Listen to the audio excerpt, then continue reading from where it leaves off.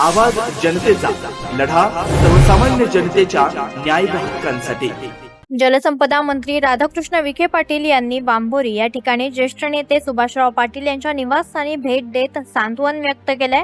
विक्रमसिंह प्रकाश पाटील यांच्या मातोश्री तथा ज्येष्ठ नेते सुभाषराव पाटील यांच्या भाऊजाई कैलासवासी सुरेखाताई प्रकाश पाटील यांच्या निधनाच्या पार्श्वभूमीवर ही भेट झाली आहे। यावेळी पालकमंत्र्यांनी पाटील कुटुंबियांशी संवाद साधत त्यांच्या दुःखात सहभागी होत सांत्वन केले।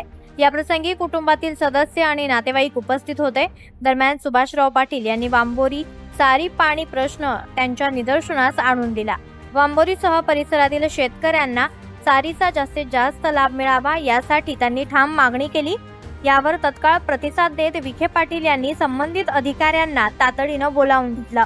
चारी योजनेचा आराखडा पाहणी करून बांबोरी चारी टप्पा क्रमांक 1 आणि 2 अंतर्गत जास्तीत जास्त क्षेत्राला पाणी पुरवठा होईल यासाठी आवश्यक उपाययोजना करण्याचे स्पष्ट निर्देश त्यांनी दिलेले आहेत। यावेळी उदयसिंह पाटील, शामराव पटारे, सारंगधर पठारे, त्याचबरोबर सुदाम पाटील, रविकिरण पटारे, विलास गुंजाळ, आप्पा मोरे, मनोज बिहानी, सोमा जवरे, अकोलकर साहेब, संजय नागदे, बालू ढवळे, दीपक गांधले आणि बांबोरी चारी लाभधारक शेतकरी व ग्रामस्थ मोठ्या संख्येने उपस्थित होते।